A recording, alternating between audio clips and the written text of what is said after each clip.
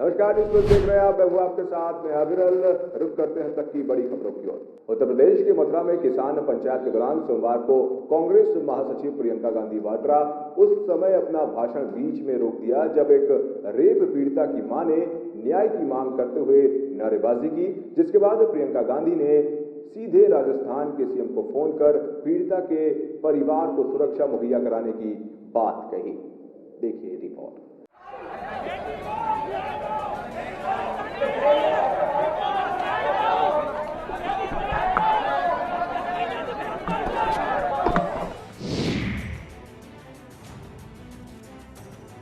कांग्रेस नेता प्रियंका गांधी वाड्रा मंगलवार को उत्तर प्रदेश के मथुरा में थी। यहाँ वह भाषण दे रही थी कि अचानक बीच में एक रेप पीड़िता की मां न्याय मांगते हुए नारे लगाने लगी, जिसके बाद प्रियंका ने अपना भाषण बीच में रोक दिया। खास बात यह है कि नारे लगाने वाली महिला राजस्थान की है, जहाँ पर कांग्रेस की सरकार है। महिला की बेटी से कथित तौर पर राजस्थान के भरतपुर में रेप हुआ था, जो कि उत्तर प्रदेश की सीमा से सटा हुआ इलाका है। वह अपने रिश्तेदारों के साथ मथुरा में रह रही हैं और जैसे ही सुना कि वे प्रियंका गांधी रैली करने आएंगी, इस रैली में उन्होंने अपनी आवाज उठाने की सोची। जैसे ही प्रियंका गांधी मंच पर पहुंची, उसी वक्त महिला ने नारे लगाने शुरू कर दिए।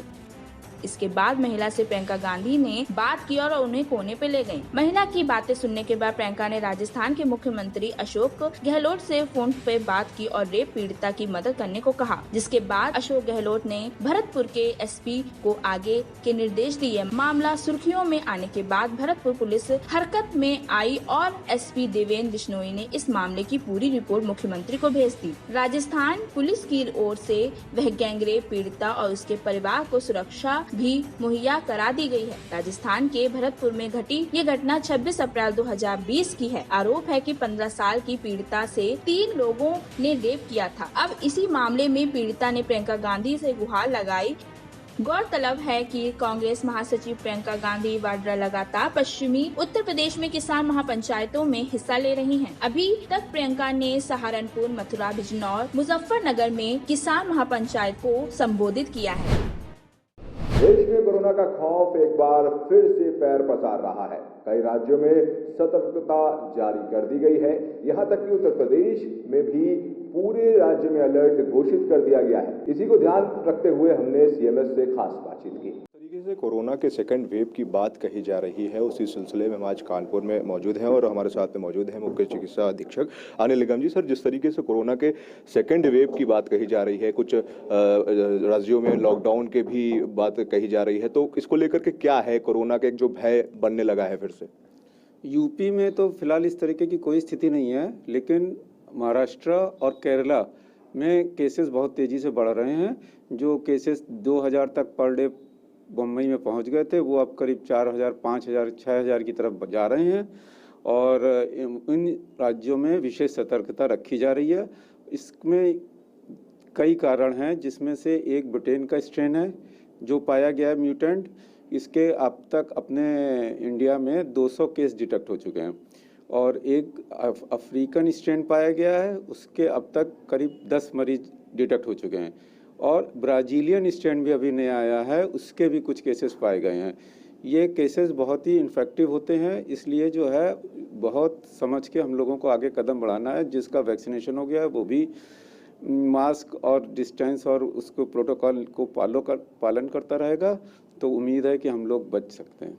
अगर उत्तर प्रदेश की बात की जाए तो सर, किसी तरीके से कोई गाइडलाइन आई है या आप लोगों को कुछ निर्देश दिए गए हैं? नहीं, वही पुरानी गाइडलाइन चल रही है और हम लोग हर केस की स्क्रीनिंग कर रहे हैं और उसका जो है RT-PCR भी करा रहे हैं और गाइडलाइन ये आई है कि हम लोग को RT-PCR और से बढ़ाने हैं, जिससे कि कोई भी मरीज बचने ना पाए डिटेक्ट होने से पहले। जिस तरीके से एक भय बन गया है, क्योंकि कई राज्यों में फैल रहा है, तो शहर वासियों का या उत्तर प्रदेश में जितने भी लोग हैं उनमें एक भय व्याप्त हो चुका है, तो उनसे क्या कहना चाहते हैं?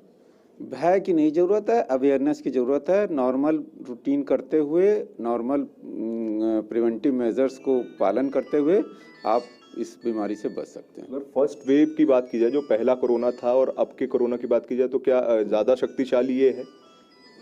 अभी ये सब उस फेज में है। नोबडी नोज, समटाइम्स कम्स कि ये मेडिसिन इफेक्टिव है, ये, लेकिन कोई अभी मतलब मतलब वैसा मेथड नहीं है या वैसा कुछ नहीं आया कि जो बिल्कुल प्रूव कर सके। हाँ। तो प्रिकॉशन लेकर के चलिए, मास्क लगा करके चलिए, क्योंकि कोरोना का सेकेंड वेव ऐसा कहा जा रहा है कि आ चुका है, तो भय की जरूरत बिल्कुल भी नहीं है। प्रिकॉशन लेते रहिए, जो गाइडलाइंस थी पहले भी, मास्क लगाना, सैनिटाइजर का यूज करना और हाथ धोना, उसको कंटिन्यू रखिए और सेफ रहिए। न्यूज़ प्लस देख रहे थे आप, मैं हूं आपके साथ में विरल, हमारे कैमरे के पीछे से वीरेंद्र सिंह। लोकतंत्र के पहले स्तंभ यानी न्यायपालिका के अधिवक्ता आज कार्य बहिष्कार पर चले गए। दरअसल अवध बार एसोसिएशन द्वारा GST tribunal company law appellate tribunal स्थापित करने व उच्च न्यायालय के क्षेत्राधिकारी में कानपुर, बरेली, शाहजहांपुर, मेरठ आदि मंडलों को शामिल किए जाने की मांग को लेकर अधिवक्ता अनिश्चितकालीन कार्य बहिष्कार पर चले गए। क्या है मामला, देखिए रिपोर्ट। लोकतंत्र का पहला स्तंभ न्यायपालिका के अधिवक्ता आज कार्य बहिष्कार पे हैं और हमारे साथ अवध बार एसोसिएशन के वाइस प्रेसिडेंट आतिश सिंह जी हैं। आतिश जी, आज क्या वजह है कार्य बहिष्कार की? किन मांगों को लेकर आप लोग आज कार्य बहिष्कार कर रहे हैं?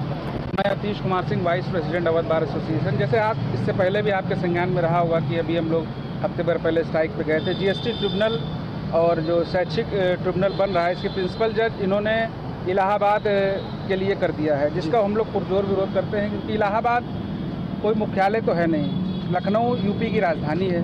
यहाँ पे लोग शहर से मेरठ, शाहजहांपुर, गाजियाबाद बॉर्डर के लोग आप लखनऊ क्रॉस करके आप इलाहाबाद जाएंगे, अधिवक्तागण हैं, वादकारी हैं, सभी को प्रॉब्लम होगी, क्योंकि एयरपोर्ट यहाँ पे है, सारे सुविधाएं यहाँ पे हैं। अब जैसे कि आप देख रहे थे कि आदिकाल से PHQ भी इलाहाबाद में था, उसको भी लखनऊ कर दिया गया। तो हम अधिवक्ता अनिश्चितकालीन हड़ताल पे, हमारा डेलीगेशन दिल्ली भी गया था, राजनाथ सिंह जी से भी मुलाकात किया और अनुराग ठाकुर जी जो कि राज्य मंत्री हैं सेंट्रल गवर्नमेंट के और जीएसटी पे वो अपना देख भी रहे हैं, उनको हेड बनाया गया है। तो उन्होंने कहा था कि आप जाइए अपने यूपी और सुरेश खन्ना जी से भी मिलिए। तो मैं पर्सनली, हमारा एक वित्त मंत्री हैं इस समय उत्तर प्रदेश सरकार के, सुरेश खन्ना जी, हमारा डेलीगेशन गया था मिलने। तो उन्होंने कहा कि आप सुप्रीम कोर्ट चैलेंज करिए, चूँकि ये मुद्दा बहुत बड़ा पॉलिटिकल इशू हो गया है। कुछ मैं नाम नहीं लेना चाहूँगा, कुछ नेतागढ़ इलाहाबाद कोशिश कर रहे हैं जो इलाहाबाद के हैं, और कुछ लोग, लेकिन आम जनता का जो सुलभ हो, आप सबको मालूम है लखनऊ मुख्यालय है, एयरपोर्ट, ट्रेनें, बस, सारे होटल जितने भी हैं, सब कुछ इलाहाबाद से ज़्यादा बेटर यहाँ पे है। तो ये सुलभ न्याय, हमारा एक ही लक्ष्य है कि सुलभ न्याय कैसे होगा जब आदमी 400 किलोमीटर से आ रहा है, फिर 200 किलोमीटर और उसको चलना पड़े लखनऊ छोड़ के। इसलिए हम लखनऊ हाईकोर्ट के इलाहाबाद के अधिवक्ता भी स्ट्राइक पे हैं, लेकिन हम लोग अनिश्चितकालीन स्ट्राइक पे गए हैं और हम चाहते हैं कि यहाँ बने प्रिंसिपल। लगभग कितने दिनों तक अनिश्चितकालीन हड़ताल चलेगी आप लोग की, और अगर मांगे पूरी नहीं हुई तो अगला कदम क्या होगा? हमारी हड़ताल अनिश्चितकालीन तक है। अभी हम लोग 4 बजे मीटिंग करके डिसाइड करेंगे कि हड़ताल के आगे भी और हमें कोई भी और भी इससे बड़ी प्रक्रिया उठानी पड़ी, मुख्यमंत्री जी से मिलना पड़ा, या हम लोग सुप्रीम कोर्ट में भी इस पिटीशन को जो डबल बेंच का आर्डर इलाहाबाद ने किया उसको चैलेंज हम सुप्रीम कोर्ट करेंगे। सुलभ न्याय के लिए अवध बार एसोसिएशन के अधिवक्तागण न्यायिक कार्य से विरत रहेंगे। जो भी हमें करना पड़ा, जिस हद तक जाना पड़ा उस हद तक हम जाएंगे, अधिवक्ता हित के लिए, जनहित के लिए, समाज के लिए। आतिश जी, लगभग कितने अधिवक्ता इस कार्य बहिष्कार में शामिल हैं? हमारी अवध बार एसोसिएशन के लगभग 10,000 वकील जो हैं वो न्यायिक कार्य से विरत हैं, लेकिन हम लोगों ने अपने जो जिला अदालत है, central bar association, Lucknow bar, sale tax, income tax, RERA, जितनी और भी हमारी जो डिस्ट्रिक्ट कोर्ट के फोरम पे बारें हैं, उनसे सबसे भी अनुरोध किया और उन्होंने हमारा पूर्णतः समर्थन किया। तो आप मान लीजिए कि लखनऊ के जितने भी 25 से 30 हज़ार अधिवक्ता हैं, सभी हड़ताल पे हैं। आखिरी सवाल आतिश जी, अभी 2 दिन पहले बजट आया था, इस बजट में अधिवक्ता चैम्बर्स के लिए भी कुछ धनराशि दी गई है, इसको किस नज़रिए से देखते हैं? जी, मैं गया भी था उस दिन, सुरेश खन्ना जी के यहाँ, तो उन्होंने कहा था, बजट आने के 2 दिन पहले मैं गया था, उन्होंने कहा था आप लोगों के लिए सुविधाएँ इसमें दी गई हैं। अब लेकिन जैसे हाईकोर्ट में हमारे जो मुख्य मुद्दे हैं कि अभी हमारा चैम्बर हम लोग को अलाट हुआ, उसमें सेंट्रलाइज AC नहीं है, तो हम लोग ने मांग किया था कि हमारे जो AC चैम्बर अधिवक्ताओं के हैं उनमें AC लगाई जाए, क्योंकि यहाँ पे पूरा सब कुछ सेंट्रलाइज AC है। लेकिन अधिवक्ताओं के साथ हमेशा थोड़ा सा दोहरा व्यवहार किया जाता है, और भवन के लिए 150 करोड़ रुपए दिया गया है, लेकिन वो हाईकोर्ट भवन के लिए दिया गया है, अधिवक्ताओं के लिए नहीं दिया गया। तो स्पेसिफिक उसमें कम से कम डिफाइन कर दें कि जो 150 करोड़ और 400 करोड़ रुपया दिया गया है, उसमें अधिवक्ता का चैम्बर या उसका जिक्र नहीं है। हाईकोर्ट बिल्डिंग में भवन निर्माण का है, तो भवन निर्माण में क्या है उसमें अभी हम कुछ नहीं बता सकते। तो ये थे हमारे साथ अवध बार एसोसिएशन के वाइस प्रेसिडेंट आतिश सिंह जी, जिनका साफ तौर पर ये कहना था कि हम अनिश्चितकालीन हड़ताल पर हैं और जब तक हमारी मांगों को पूरा नहीं किया जाएगा तब तक हम लगातार कार्य बहिष्कार करते रहेंगे और आगे आने वाले दिनों में अगर हमें मुख्यमंत्री से भी मिलना पड़ा तो हम मुख्यमंत्री से भी मिलेंगे। हालांकि अब देखने वाली बात यह होगी कि आने वाले दिनों में आखिर अधिवक्ताओं की मांगों पर सरकार या संबंधित अधिकारी क्या प्रभाव डालते हैं। राजधानी लखनऊ से न्यूज़ प्लस के लिए अभिषेक पांडे। चलिए आज हम आपको ले चलते हैं एक ऐसे मंदिर में भगवान गणेश के दर्शन कराने जहां पर उनका आकार लगातार बढ़ता ही जा रहा है। कहां पर यह मंदिर है, कौन सा है ये मंदिर, देखिए हमारी इस स्पेशल स्टोरी में।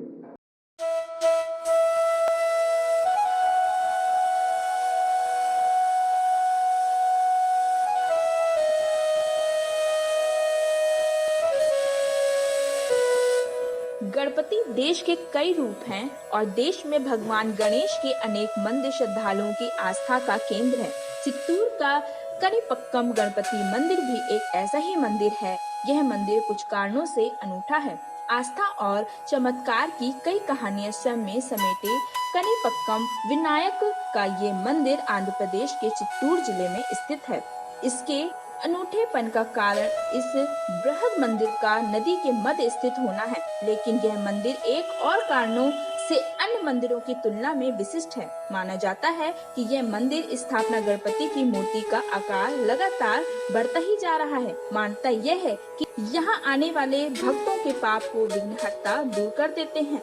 इस मंदिर के निर्माण की कहानी बेहद रोचक है कि वो दंतियों के अनुसार 3 भाई थे, जिनमें से एक गूंगा, दूसरा बहरा, तीसरा अंधा था। तीनों ने मिलकर अपने जीवन यापन के लिए जमीन का एक छोटा टुकड़ा खरीदा। खेती के लिए पानी की जरूरत को पूरा करने के लिए तीनों ने उस कुएं को खोदना शुरू किया।